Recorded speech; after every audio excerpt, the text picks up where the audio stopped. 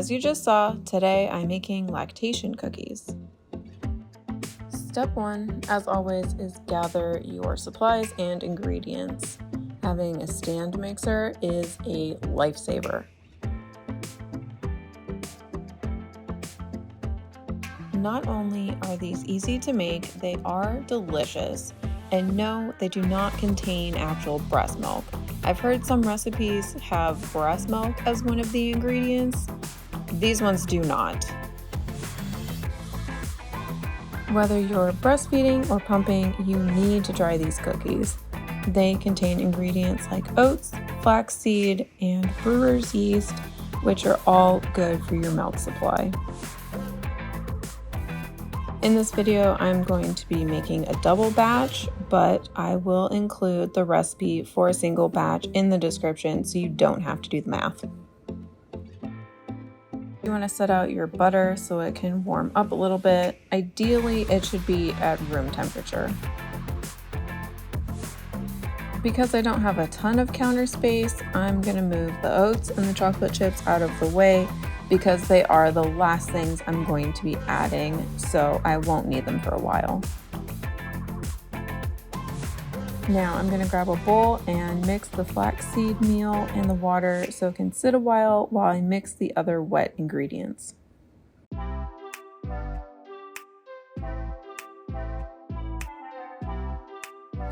I know what you're thinking. Flaxseed meal, won't that change the flavor of the cookies or give it a weird texture?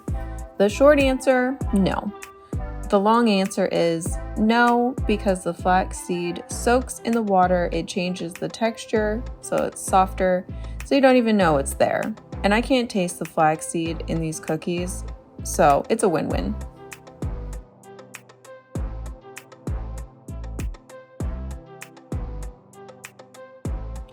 Mix the flaxseed meal and the water and set it aside. Next, I'm going to add all the wet ingredients, starting with butter and the 2 different sugars.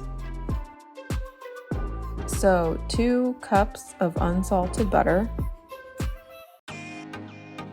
Next is the 1.5 cups of brown sugar. Don't forget, when you're measuring brown sugar, you pack it down.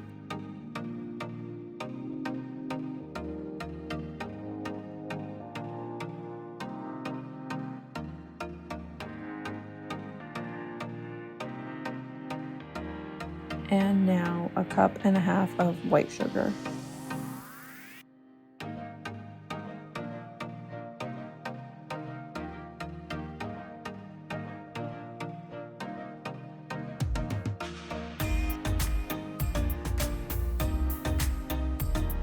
Mix the butter and sugars together until they are smooth. This is where my stand mixer started to struggle a little bit because the butter was still cold and kind of hard. I had to stop several times to get the butter off the attachment and scrape it down off the sides. Eventually it all mixed together. Let's just fast forward here.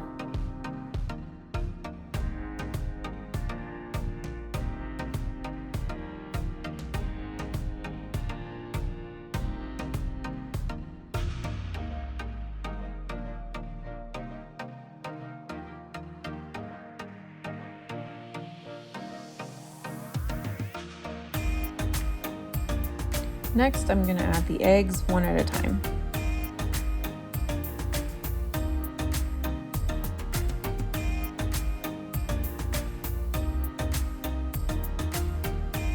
And then vanilla.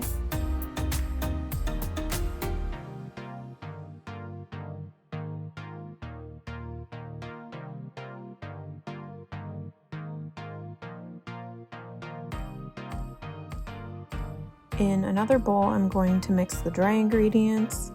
I'm going to put everything through the sifter except for the brewer's yeast.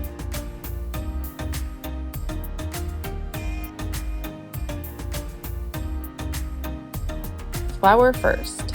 If you didn't already know, weighing your flour is the best way to measure it.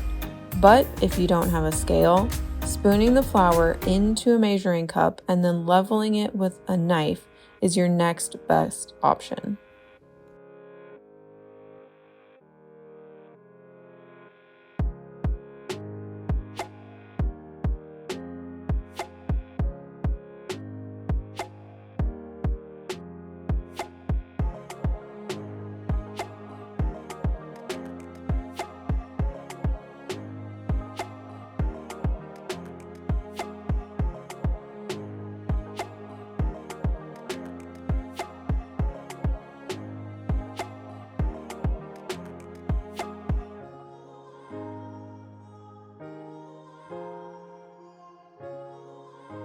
2 teaspoons of kosher salt,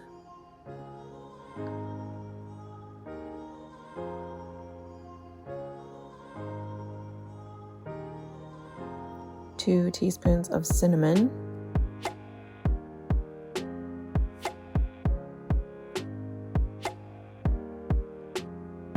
and 2 teaspoons of baking soda.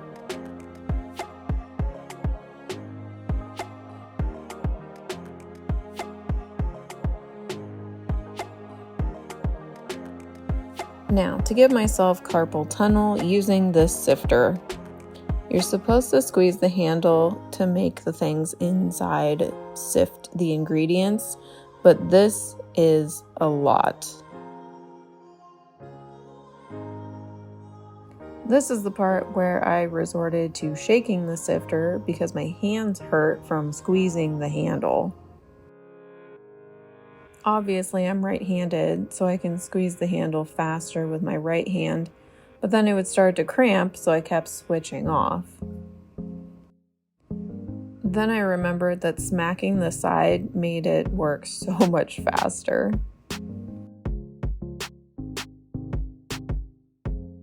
At this point, it's definitely been 3 to 5 minutes like the instructions say to wait, so I'm going to mix the flaxseed meal in with the other wet ingredients. After that, I started to mix in the dry ingredients. Make sure you mix it until they are all mixed together.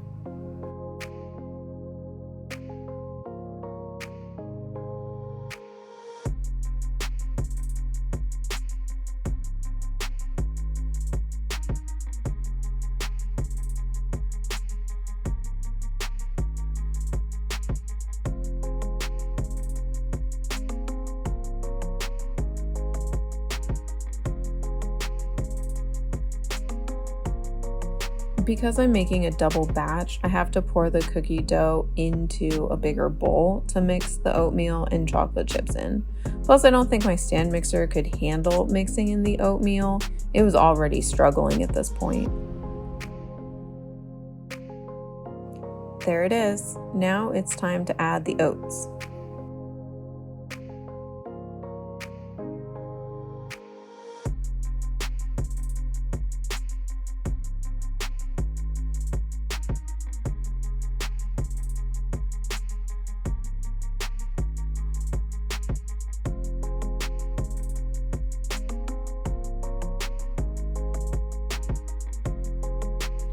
At this point, I realized it would be better if I split the batch into 2 separate bowls.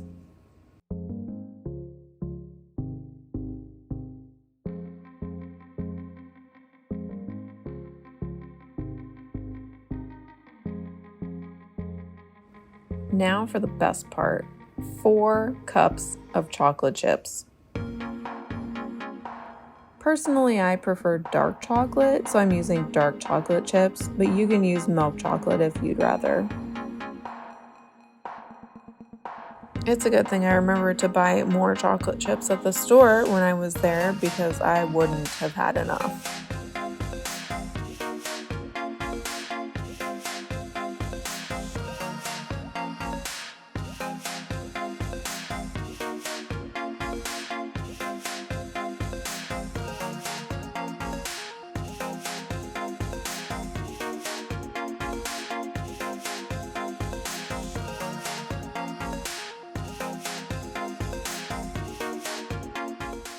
Quality control. I think I need another one. Yeah, I think so. It'll work.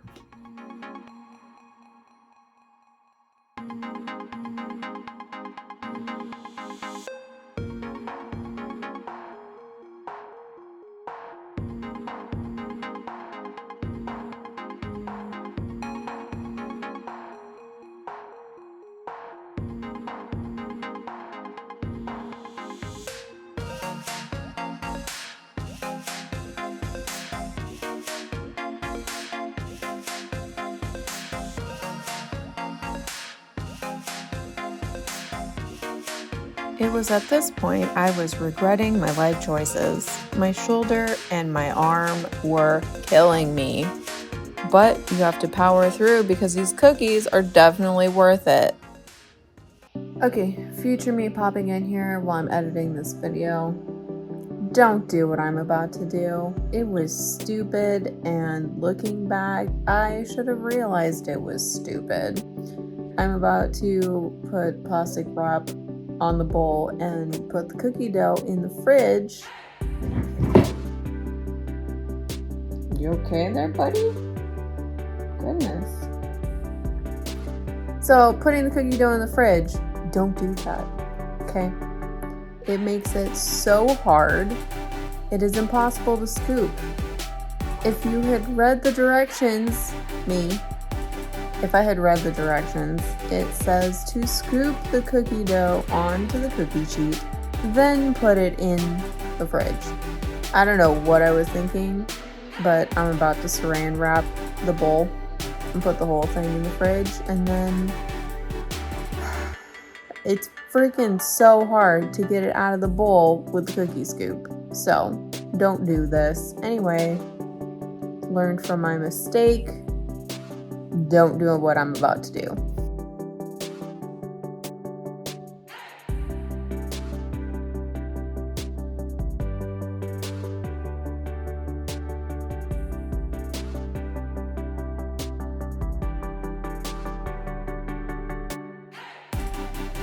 Okay, so now it has to sit in the fridge overnight. This is very important. I didn't realize last time I made these, and the oats were kind of hard.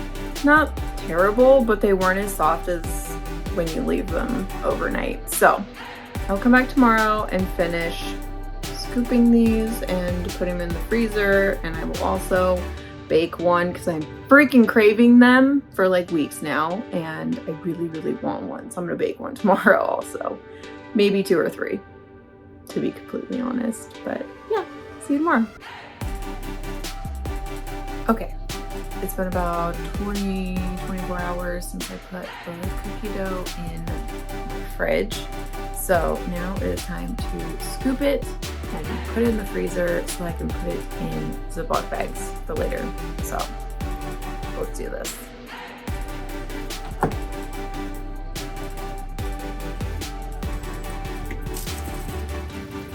Oh, it's heavy.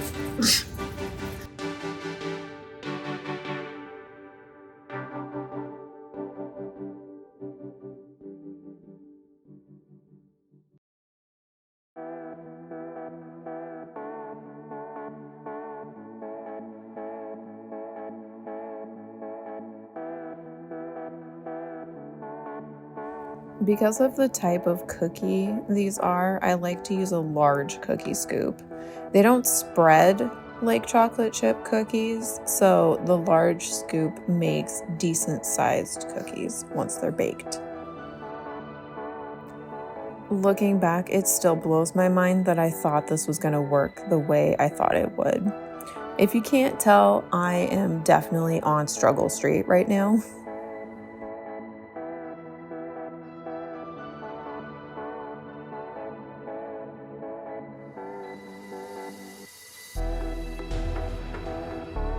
I ended up letting it sit for a while so it would get closer to room temperature and make it easier to scoop. Even thawed slightly, it was harder to scoop than before I put it in the fridge. Learn from my mistake and don't put it in the fridge until you've scooped it out onto a cookie tray.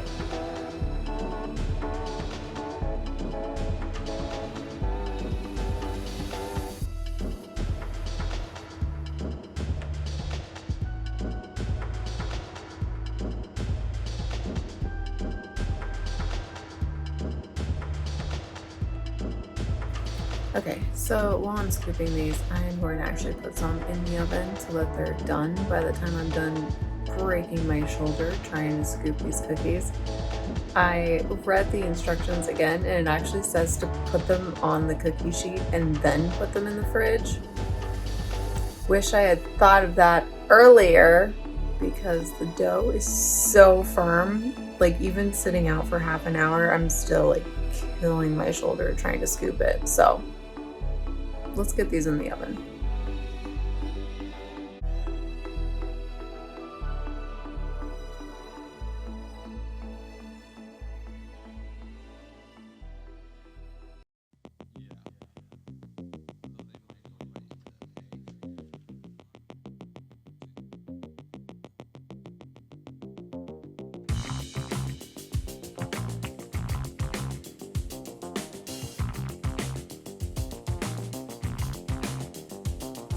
Now I put them in the freezer. I like to keep them in the freezer so I can bake 2 or 3 cookies at a time instead of all of them at once. I'd rather have them warm and fresh out of the oven. These are seriously good cookies. I haven't made them in weeks because I ran out of frozen dough, and I've been craving them every single day.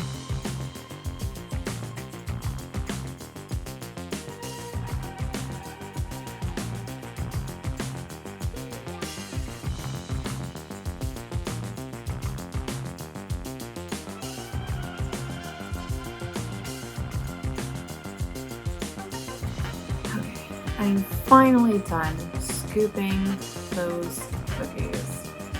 My shoulder, it hurts. Oh my goodness. Okay, lesson learned. Do not put the entire batch in the, I almost said microwave, in the fridge until you've scooped them onto the cookie sheet. Oh my word. But it's done.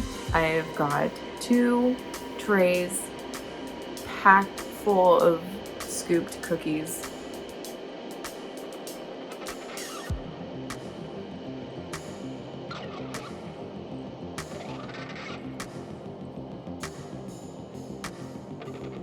I usually write the instructions on the bag just in case I forget. Unlikely, but still.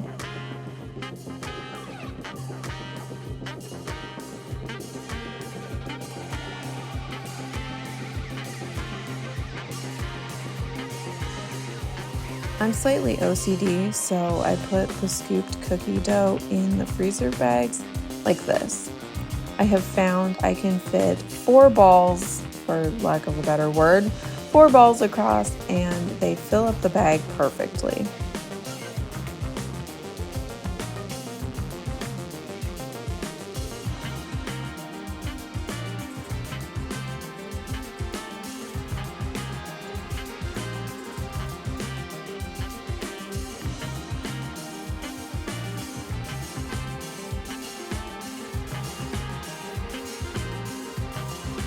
Shockingly, this batch fits perfectly in the 2 freezer bags.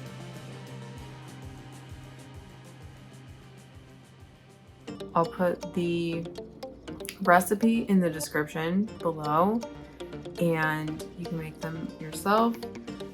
If you pull them out of the freezer, which I typically do like 2 or 3 at a time, let them sit out for solid like 20 minutes before you actually put them in the oven to make sure that they're thawed.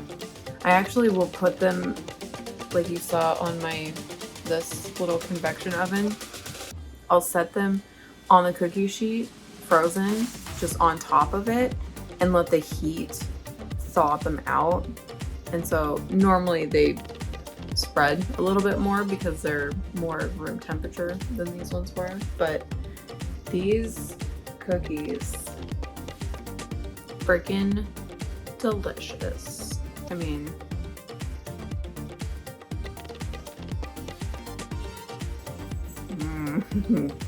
can't wait to dig into those. I might burn my mouth.